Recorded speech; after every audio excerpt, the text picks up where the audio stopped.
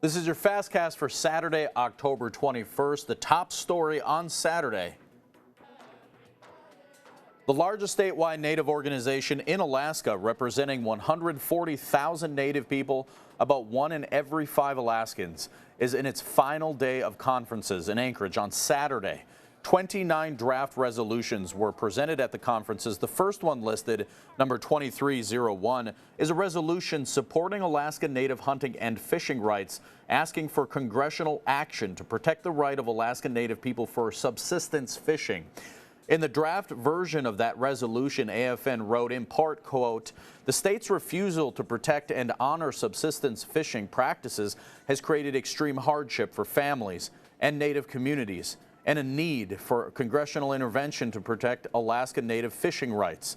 Alaska Attorney General Treg Taylor and Alaska's Commissioner of the Department of Fish and Game emailed a response to that draft resolution on Saturday morning, saying in part, quote, "We are open to exploring solutions together, but a solution that cuts out anyone living in rural Alaska who's not Alaska Native and cedes all authority to the federal government is a non-starter and is not in the best interest of Alaskans. We respect the Alaska Native connection with the land and waters of this Alaska."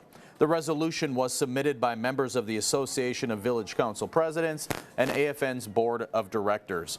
And as the convention reviews and adopts multiple resolutions that address a variety of issues faced by the state's Native communities, having spoke for the first time earlier this week,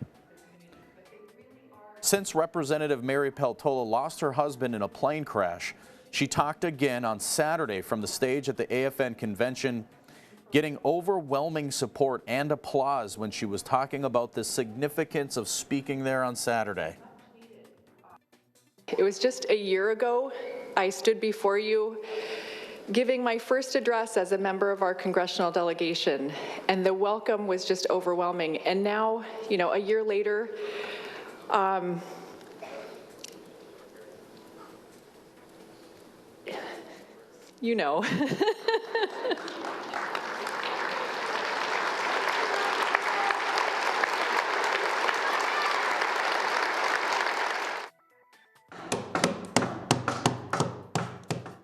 It's the sound of healing.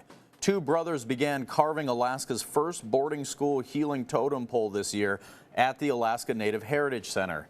The boarding school healing totem pole embodies a concept initiated by Tlingit, Haida, and Tsimshian elder Norma Jean Dunn.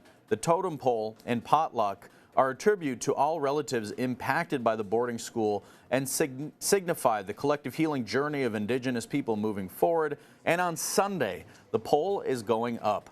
That's going to be a Sunday at 4 in the afternoon. ANHC will raise the healing totem pole in conjunction with hosting a potluck. The potluck is open to the public and will be completed with performances, songs, and dances of the Haida and Dena'ina people. They will also have speeches from Haida and Dena'ina leaders, elders, and descendants of boarding school survivors.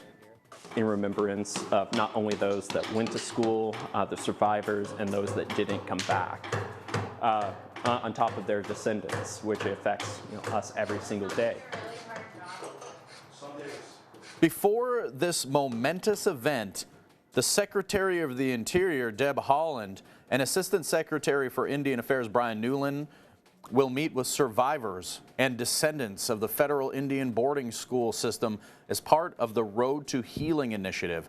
That event will start at 10 Sunday morning at the Alaska Native Heritage Center. Before the event, our Washington News Bureau reporter Josh Rotlenberg sat down with the Assistant Secretary of Indian Affairs, Brian Newland, to discuss the Road to Healing initiative and the admitted abuse the government helped perpetrate in the federal Indian boarding school system. And also on Saturday, we were learning information from the Alaska State Troopers that a person was found dead in a home and fire in Soldotna that happened on Thursday morning. Details arising on Saturday morning. Troopers say they responded at 5:06 Thursday morning, where a home was fully engulfed in flames. A person was found dead while crews battled that fire. Remains were sent to the state medical examiner's office for identification. and that fire is a total loss, or rather the structure is a total loss. Origin and cause of that fire is under investigation. We have the latest details online at alaskasnewssource.com. This has been your FastCast for Saturday, October 21st. Thank you so much for watching.